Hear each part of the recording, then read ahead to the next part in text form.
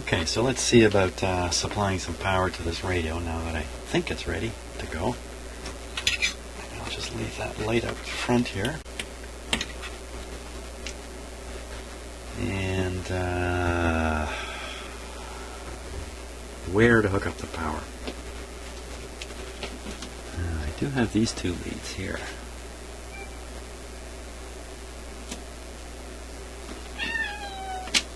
Who's? Oh, Draper. Hey, come on up. You haven't been in to visit us for a while. Well, he's gangbusters to go outside. That's what he is. So I'll just ignore him. We'll see how that goes. Now it's got this red wire. Has me a little bit worried. It's connected right to the top of the power transformer.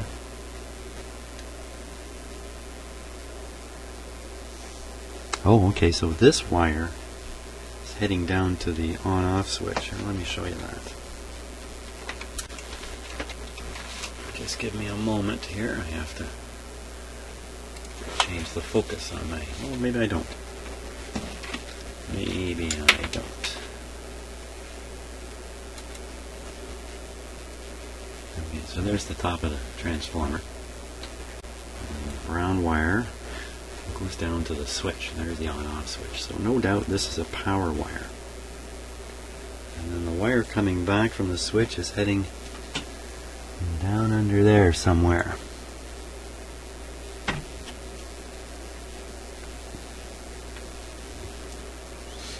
Another power wire here. I think it's this. I think it's this one here. It's the same thing. Coming up. Where's it going? Down underneath the big transformer. Maybe through a hole under there.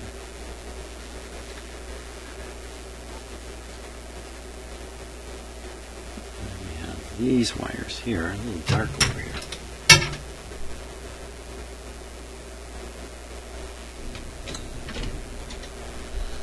This wire here.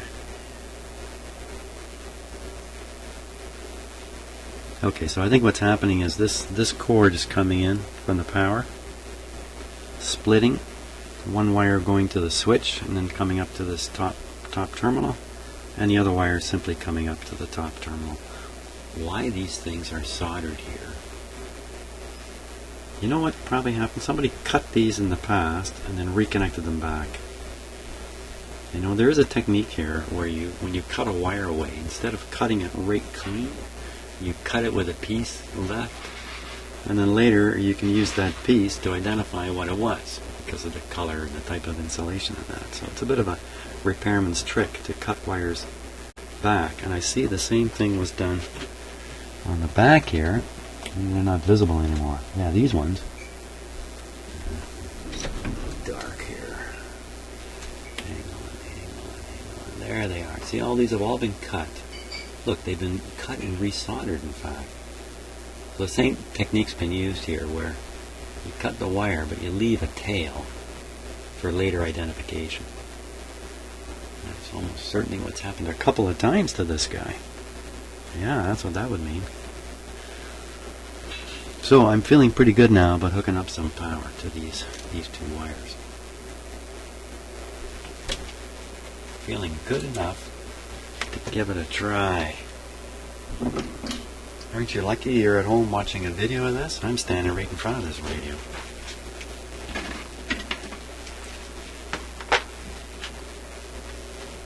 There really isn't anything in here that's going to explode or take off like a rocket or come leaping out and punch me in the nose or something like that. That's not going to happen. The worst thing that could happen is, this is stretching my imagination, something really burst into flame. It's very unlikely. The problem being then I run away instead of turning the power off because I'm scared like a chicken. There's not much chance of that happening. Okay, so I'm plugging this in back here. Power is off.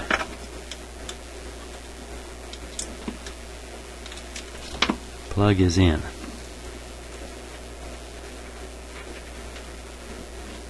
Everything looks safe as long as nobody moves. Okay. A little quick check.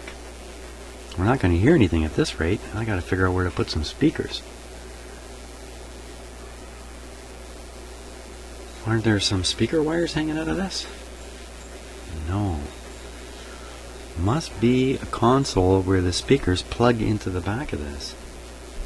Because there's no wires hanging out and nothing cut. Yeah, except those wires on the back. What are the chances that the wires on the back are actually speaker wires? They're shielded, you know, so that makes it not so likely they're speaker wires.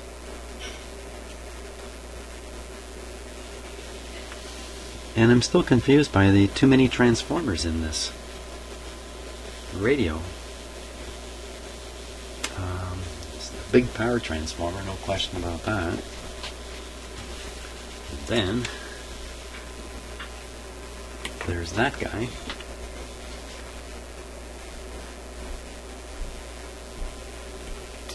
Certainly looks like an output transformer. Where's the... Just looking at where the wires are coming and going from.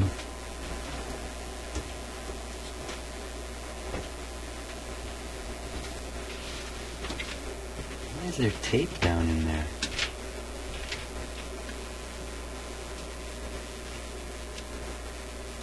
Again, that's not normally something a manufacturer uses. Tape. I see some tape up here too. Looks like the insulation cover here is cracked. Maybe somebody's done something. I don't know. I can't be sure. But there are wires coming from the power transformer.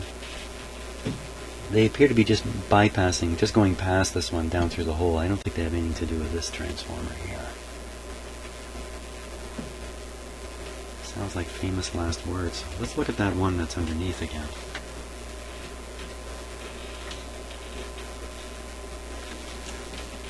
Wait a minute. I better just pull the plug out here. Just to be absolutely, completely sure that there's no power.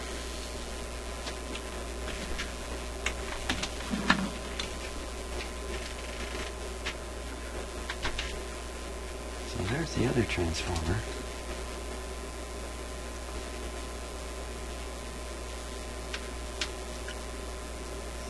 Huh.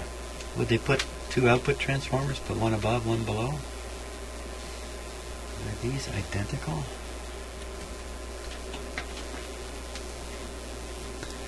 You know what? They could be identical. The one above is just up in here. I mean, it's pretty close.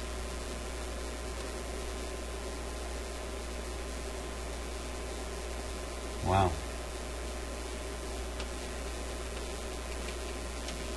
Okay, so these wires, here, let me just see if we can get a look at this one. Yeah. These wires, green, red, yellow,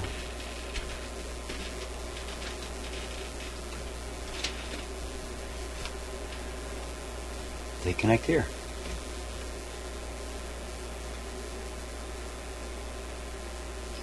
So these are starting to look more like speaker leads. Yeah, what is going on here? Okay, so that's an ordinary wire. This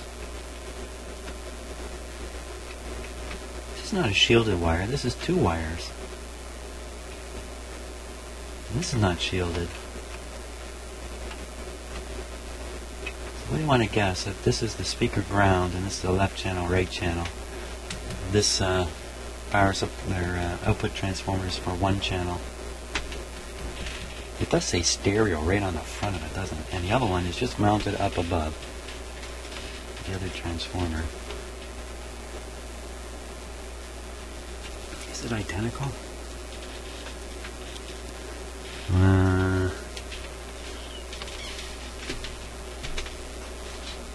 They don't look identical at all. This is a lot larger. Okay, so excluding the one up above, this is almost certainly the output transformer. Why do I know that? Because I said so. That's about the only reason. So we have two leads coming over, twisted. Center pin.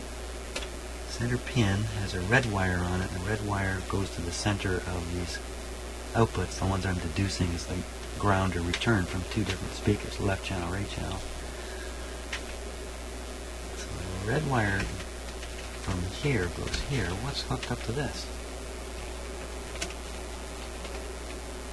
The resistor over here.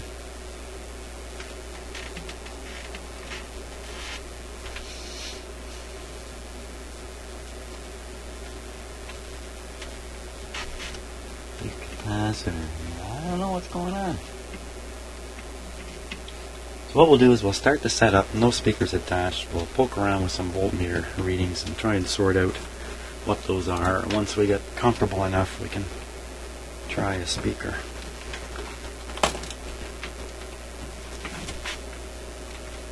That's my plan. That's my plan. Okay, so when we first fire it up, we're not going to get any sound. Well, let's hope we don't get any sound, because if we get some crackling, what to do about this? I think I better cover this wire here. Something.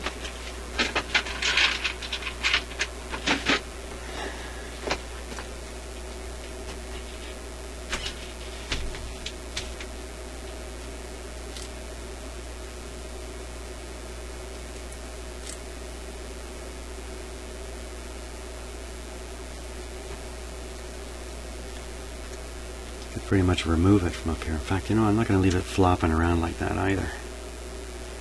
Let's put it up here where we can see it, so it doesn't get caught in anything. Because I think there's 120 volts on this thing. But it could be a wire that goes to a light or some other feature, like a 120 volt light. Okay, we'll plug her back in. You know what I need down here? I need some kind of like a horn, like a fog horn or a warning siren that I can blast just before I turn on something. Let everybody in the house know. I might blow the main breaker. Volume, not that it matters much, down. Tuning set to broadcast.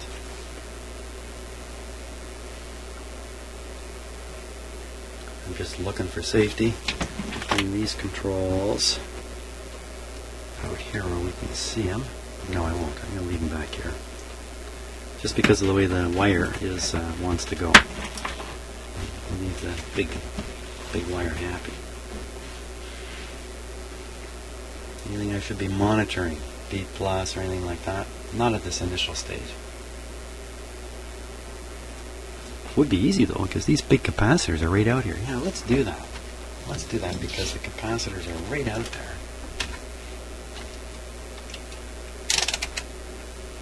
It's too easy to not do. Now, shall I monitor it to the chassis? Well, actually, I can get right across. Yeah, you know what? We saw it's grounded to the chassis. That solder job I did was right onto the chassis. Hope that was correct, whoever did this. And the positive lead here. I'll connect that. Got my meter on 200 volts, but I think that's probably a little low. Now when I turn this on, I'll be using a restricted supply. Restricted by having a light bulb in series with the radio. And if you've been watching lots of my videos, you know that. I'm going to put this on 1000 volts.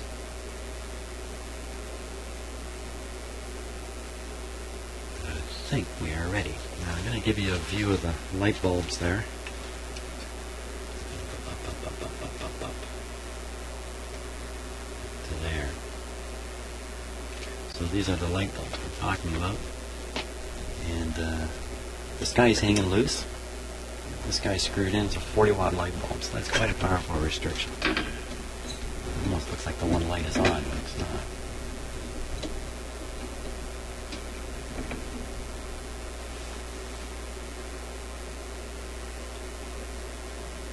Okay. We're all set. Let's start with the switch off. In fact, that might even be a better way. Switch is off, off. So, keep your eye on this meter also. Here we go. Okay, so the supply voltage rose up to its max. It's way up there today. 127, or 127. So that's what's in the outlet for the radio. No power is being drawn by the radio, or that voltage wouldn't be that high. So when I push the button here, you can't quite see, I'm going to push the button down here, everything should come to action. So this light should come on pretty bright and then dull down quickly. It's got to come on bright and dull down. If it doesn't dull down, it won't be long before I cut the power. And this guy, we should see voltage almost immediately because the rectifier is a solid-state rectifier in this radio, so you don't have to wait for a filament to heat up. So we should see, boom, voltage here really quick. So we see no voltage here, light really bright, not dulling down, we shut it off. Okay, I think I'm all mentally prepared here. There we go.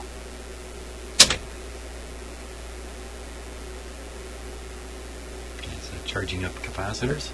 The light is not terribly bright, it's good. I'm listening very carefully. Oh, what's that? I hear a little buzzing. Like high voltage leakage. Okay, I have my eye peeled on this meter now.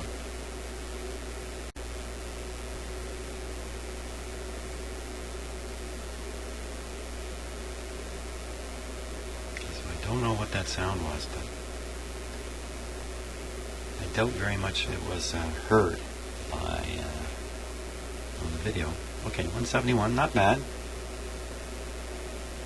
can see the light bulb up here is still producing a fair bit of light. The actual supply voltage now is somewhere around 90 volts, 85 to 90 volts. Quite low. I'm going to let it run like this for a bit. Waiting to hear something. Not speaker sound, but arcing, crackling, burning, explosive sounds, bullets coming out of it, or big snap.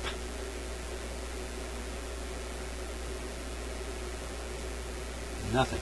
It's silent. Yeah, an interesting observation here. Okay, I can relax a little bit now, I think. It's always an exciting time turning something like this on for the first time. Okay, a little sniff test. This is where I inhale the carcinogens from the radio. And where did my other camera go? Here it is. Let's just show you something cool. It's very cool. Cool. That's cool. The magic eye is magic. The blue dot is coming back from the camera. It's not on that's just a reflection of the camera. So there we are.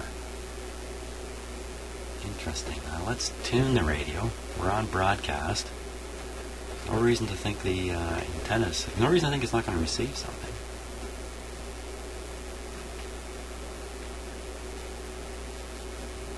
I'm watching. Oh, look at that.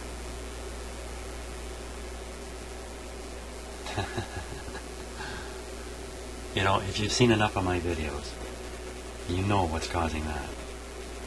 That's a type of noise. Interference, computer-driven interference from a computer power supply, almost certainly. Well, I don't know for sure. I was going to say certainly my office computer, but... So this radio is receiving, even though we're not hearing anything. Not receiving much, is it? I'm just tuning along here. But it did receive that.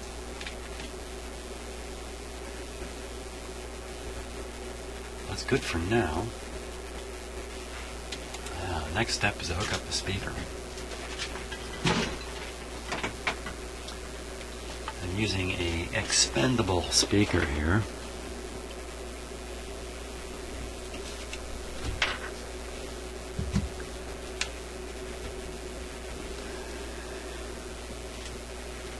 And I was pretty sure it's those wires down there. So I'm just gonna, the volume is right down. Oh, let's be smart and put a voltmeter on there first. Hey, time for my newly found old meter. Just still got power after sitting wherever it's been sitting. It's been sitting in my crawl space in my house. Okay, so I'll put this on 2 volts AC. I'll stick it here. I think you can see it still. I'm going to drop you down. Don't worry about the light bulb anymore. That's kind of an interesting view. B plus is holding at 170 just fine. 170 is a reasonable voltage considering I'm only supplying the radio with partial power line voltage. And I'm going to go after those wires down in the back there. Keep an eye on this meter here. Let me short the leads. Make sure it goes to 0.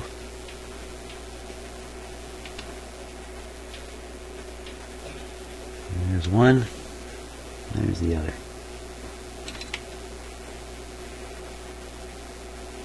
0. I put it on DC, only because I'm just being extra cautious here. I'm really pretty convinced now these are speaker terminals. No DC voltage. So what I'm going to do now, I'm going to use some clip leads.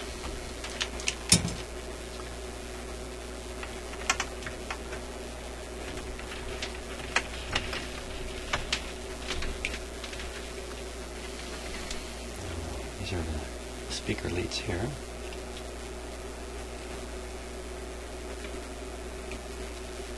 Just clip that on and we'll see what we hear. You should hear nothing. The volume's right down. Okay. That's one connection and now the other. Good show. No sound. Here we go. Will we hear something? I certainly don't. Let's get this magic eye hopping again here.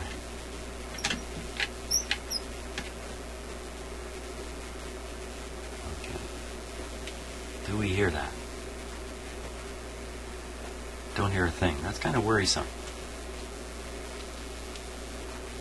Good. Now, if this is stereo, has it got 2 output tubes? Yeah, it looks like there's 2 output tubes right here, and there's probably 2 driver tubes. No, this one here, not a driver tube. That's a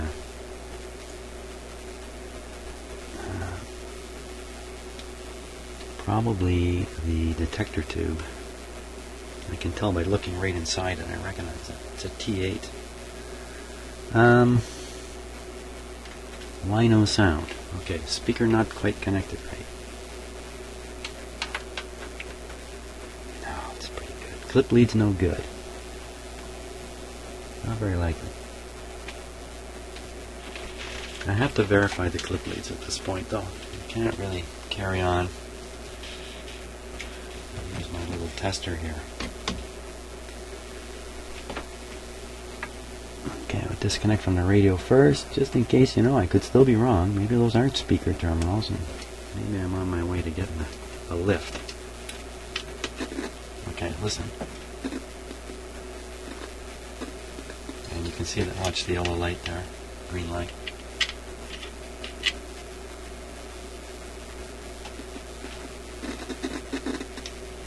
So, there's nothing wrong with these leads, nothing wrong with the speaker. something wrong with what I did. Let me try the other channel, what appears to be a channel. Okay, volume is down. No sound whatsoever. Turn it up.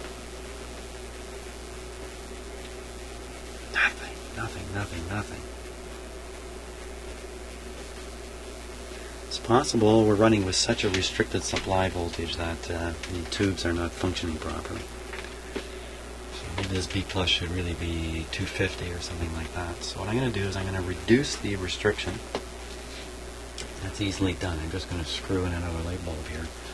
That'll lift the voltage supplied to the radio. And you watch that B plus go up. Here we go.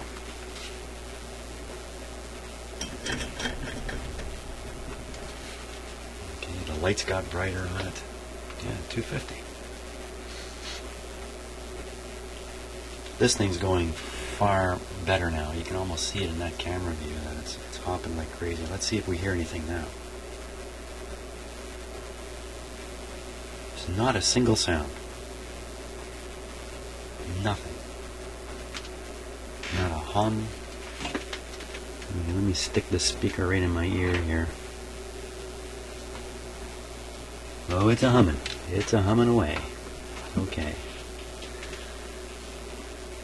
I'll let it operate at this higher voltage for a little bit. And just for fun, let's just push on the FM side of this radio. Now, on these radios, when you push AM and FM, sometimes you begin delivering B plus to circuits that weren't charged up before. There could be a fault in the FM side on this radio. And when I push the FM button, the B plus voltage will be yanked down, way down, and we could even have smoke, fire, flames, and bullets coming out of it. Not very likely. So I am mentally prepared, which means I gotta have my finger on the off switch here when I do this. The risk is low, but here we go. Watching this meter now. There's a very slight change in the B plus voltage. Good. Now, we don't have an FM antenna. There's nothing built in whatsoever, so it's not likely to receive anything. But we should hear that familiar FM hiss. There we go. It's just nothing. Okay, what are the chances? None. I was going to say, what are the chances that this tone control is set to... No, it just does... It really shouldn't cut the sound out entirely. Once in a while these... That's a stereo switch, I'll leave it in. Once in a while, there's in these push button sets in the older radios, one of the push buttons turns on the phono, turns off the radio. But that actually is done down here on this one. So, our troubleshooting task here looks like no output. Figuring out why there's no output. Okay, both the output tubes are lit. Filaments are lit. That's probably the driver tube back there. And just, a fair bit of the radio has to be operating for this Magic Eye to have done what it did. If you get a radio with a Magic Eye that works, you've got an instrument, a test instrument, built right into your radio. If it lights up, you got B+, and if it moves, your radio's receiving. So that's a pretty handy thing right there. And if it doesn't light up, it's probably the Magic Eye itself. It's not working, but it may not light up from lack of B+ also. So lots of good indications on this radio. I think we're going to get it going as soon as I sort out the output trouble. So that's what we're going to do.